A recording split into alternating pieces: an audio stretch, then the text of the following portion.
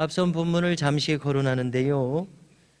아직 이후로 7대접의 재앙이 펼쳐지기 전에 특별한 환상들이 몇 가지 먼저 언급되는 상황입니다. 그 중에서 바로 직전 본문은 큰 대적인 이 짐승의 존재에 대해서 또 그의 악행에 대해서 묘사했습니다. 짐승이란 쉽게 이해한다면 저 사탄의 행동대장으로 이해하면 될 것입니다. 이제 오늘 본문에 이르게 되는데요. 극명하게 다른 장면이 펼쳐집니다. 곧 저 천상에 구원받은 14만 4천 명의 노래가 울려 퍼집니다. 마치 이 진한 먹구름 속에서 한 줄기 찬란한 빛이 쏟아지듯이 어두운 시대를 살아가는 중에 하나님의 백성들이란 어떠한 존재인지를 분명히 보여주고 있습니다. 2절을 보니까 사도 요한이 저 하늘의 소리를 듣습니다. 그 소리를 들어보니 많은 물소리 같습니다. 큰 우레소리 같습니다. 검은 곳 타는 자들이 또 검은 곳 타는 소리 같습니다. 이것은 무슨 소리입니까? 다름 아닌 저 구원받은 성도의 무리 14만 4천 명의 노랫소리였습니다. 이 14만 4천이라는 수를 어떻게 이해해야 합니까? 지금의 흐름을 쭉 볼 때 이것은 구원받은 대단히 많은 성도의 수로구나, 이런 맥락이지 않습니까? 그러므로 상징적인 수치로 봐야 마땅합니다. 실제 수치로서 문자 그대로 받아들인다면, 아니 인류가 그동안 수십억 이상인데 아니 그렇게 구원받은 사람의 수가 적단 말인가, 이렇게 생각되지 않습니까? 그러므로 이것은 구원받는 사람들이 그렇게 제한적일 수가 없으므로 이 수치는 상징적으로 봐야 마땅합니다. 만약에 저 이단의 무리들인 신천지에서 정확히 14만 4천 명의 사람만 구원받는다 이렇게 못 박아놓고 나면 이것은 동기가 잘못됐습니다. 그들의 그릇된 목적을 위해서 이렇게 성경을 이용하는 것입니다. 그렇지 않습니까? 성경을 이용하는 것입니다. 이것은 악의적인 것입니다. 거짓말입니다. 하나님 보시기에 합당치 않습니다. 그릇된 길입니다. 자, 이 구원받은 수치를 보면 12 곱하기 12에다가 다시 1000을 곱했습니다. 모두가 다 완전수를 가리키는 히브리적 표현입니다. 그러므로 구원받은 충만한 수다, 이러한 상징적인 의미로 푸는 것이 당연히 합당하다고 생각됩니다. 자, 여기 구원받은 14만 4천 명의 특징이 오늘 본문에 나와 있습니다. 첫째로 이들을 보면 1절에서 하나님께 속한 자들입니다. 그들은 이마에 어린 양의 이름과 그 아버지의 이름을 쓴 것이 있기 때문입니다. 이 역시 상징으로 봐야 하지 않겠습니까? 어디 우리 성도들의 이마에 이름이 써 있습니까? 그렇지 않습니다. 여기 히브리적 문화에서 보면 인을 친다면 그 인침을 받음으로써 누군가의 소유가 됨을 가리키는 것입니다. 하나님의 이름이 여기 쓰여 있다, 이렇게 보는 것은 하나님의 소유다, 하나님의 것이다, 성도란 하나님에게 속한다, 이런 의미로 지금 이야기하는 것입니다. 오늘 본문을 보니까 짐승의 표와 이름이 나오는데요, 그것도 같은 맥락입니다.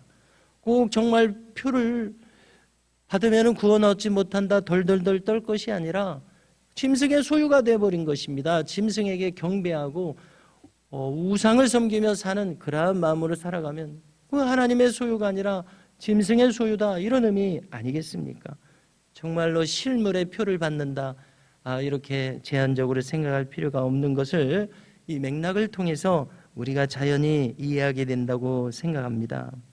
자, 왜 주님께 속했습니까? 그것은 바로 십자가의 보혈, 다시 말해서 예수님의 생명을 대가로 주고서 값주고 다시 구원받도록 사신 주의 소유이기 때문에 그렇습니다. 둘째로 이들은 새 노래를 부르는 특징이 있습니다.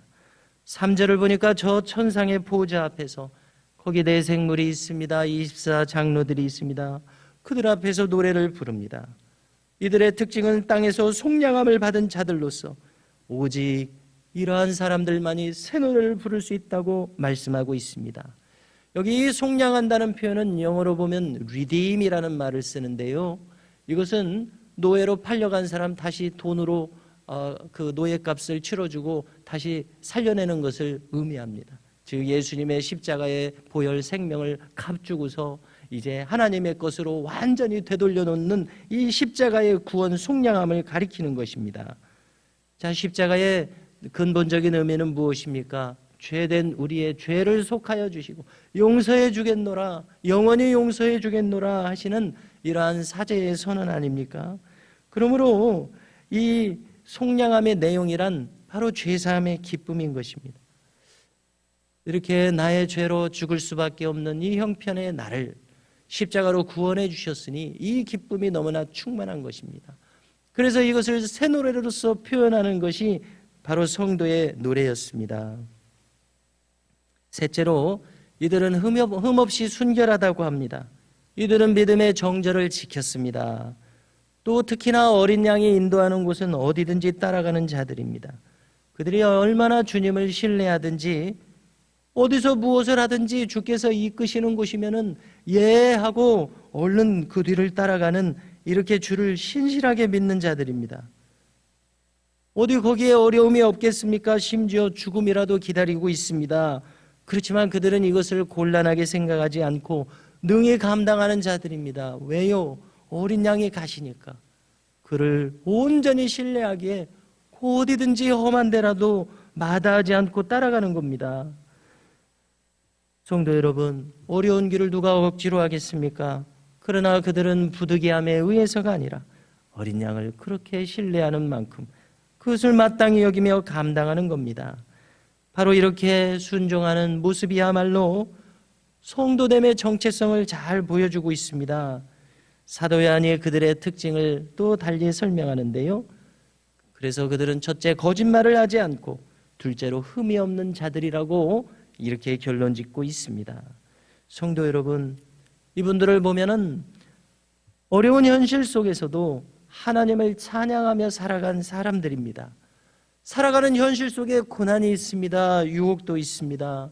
짐승의 표를 받으라고 강요하는 환난 속에서 살았습니다. 그렇지만 그들은 그 모든 어려움을 이겨냈습니다. 제가 이 어린 시절을 돌이켜보니까요, 어머니께서 홀로 빨래를 하시면서 종종 찬송가를 부르시는 것을 들은 기억이 납니다. 그래서 지금에 와서 생각해 보니까 아마 혼자 빨래를 하는 그 적적한 시간에 이 어머니 나름의 어려움을 찬송가를 부르시면서 이겨내신 것이 아니겠는가 이리 생각됩니다. 성도 여러분, 우리도 삶 속에서 새 노래를 부르는 성도가 되어야 할 것입니다. 원망스러움 대신에 감사의 노래가 나오고 두려움 대신에 확신을 노래하고 세상의 소리에 그저 휩쓸리는 것이 아니라 어제처럼 나눈 것처럼 말씀의 악보를 연주하는 주의 심포니를 노래하는 성도의 삶이 될 수 있기를 소망합니다. 이어지는 장면을 보니까 요한이 보는 것은 세 천사가 하늘을 날아갑니다. 한 천사는 복음을 선포하는 장면을 보여줍니다. 그들은 영원한 복음을 외치고 저 큰 성 바벨론의 멸망을 선포하며 짐승의 표를 받고 우상에게 경배하는 자들에게 화가 있을 것을 경고했습니다. 성도들의 인내란 무엇이냐 말할 때에 하나님의 계명과 예수에 대한 믿음을 지키는 것이라고 이 천사들은 외치고 있었습니다. 13절에 보니까 오늘 말씀의 이 마지막 대목이죠. 이렇게 선포합니다. 지금 이후로 주 안에서 죽는 자들은 복이 있도다.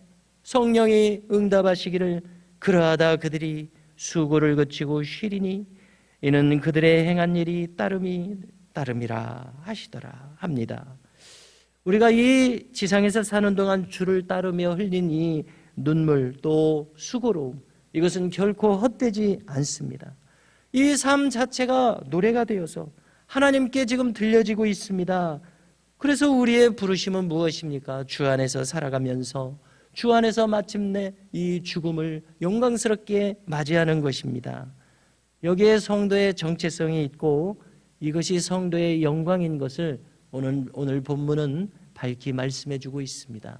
이 성도의 길을 영광스럽게 걸어가는 우리 모두가 될 수 있기를 간절히 소망합니다.